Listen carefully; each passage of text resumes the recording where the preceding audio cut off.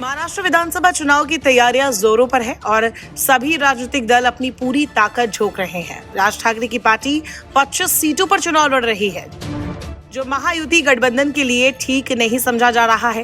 राज ठाकरे की पार्टी लगभग 36 सीटों पर निर्णायक भूमिका निभाने की स्थिति में है, इसलिए बीजेपी, शिंदे सेना और एनसीपी के बीच मुकाबला काफी कड़ा रहने वाला है। राजनीतिक विश्लेषकों का मानना है कि अगर मनसे की ओर से कोई वोट शिफ्ट हुआ तो महायुति और एमवीए दोनों का खेल खराब हो सकता है, लेकिन ज्यादा असर महायुति पर पड़ सकता है। इसी साल हुए लोकसभा चुनाव में मनसे ने हिस्सा नहीं लिया था और एनडीए को सपोर्ट किया था। महाराष्ट्र चुनाव में मनसे का उतरना असल में बीजेपी और शिवसेना के लिए बड़ा झटका है, क्योंकि दोनों पार्टियों की शहर में पकड़ है। बीजेपी 17 सीटों पर चुनाव लड़ रही है, जबकि शिंदे सेना ने 16 सीटों पर उम्मीदवार उतारे हैं। राज ठाकरे की पार्टी ने बीजेपी और शिंदे सेना के खिलाफ 22 सीटों पर उम्मीदवार उतारे हैं। उसने लड़ाई को कठिन बनाया ही है, बल्कि सत्ताधारी महायुति के वोटों में भी धक्का लगाने की योजना बनाई है।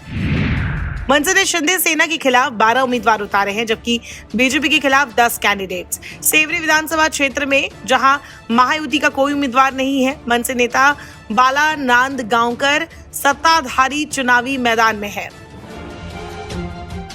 दिलचस्प बात यह है कि महायुति उनका समर्थन करती है।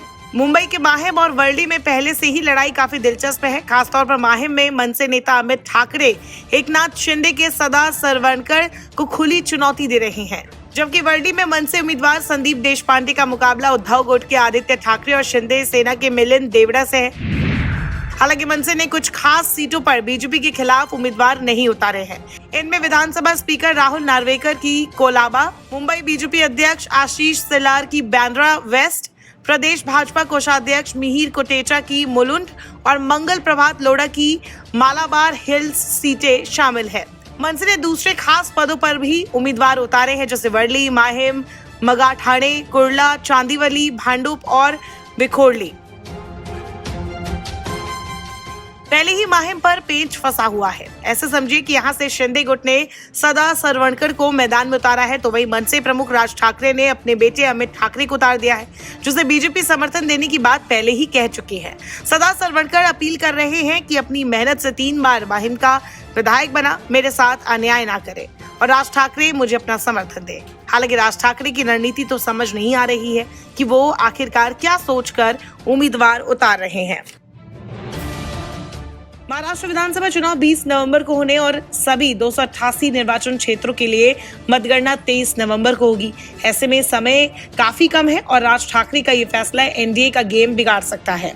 तो देखना होगा कि अब एनडीए राज ठाकरे को कैसे मैनेज करता है, क्योंकि हाल के चुनाव में देखा गया कि चुनिंदा वोटों के अंतर से कई दिग्गजों को हार का सामना करना पड़ा है।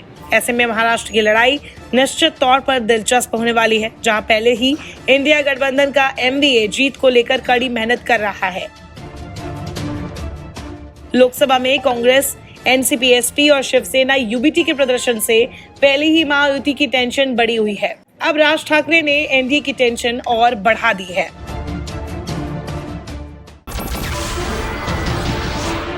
नमस्कार, मैं हूं मानक गुप्ता।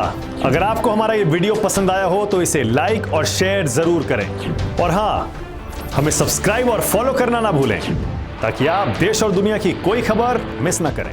तो जुड़े रहिए हमारे साथ और देखते रहिए News 24।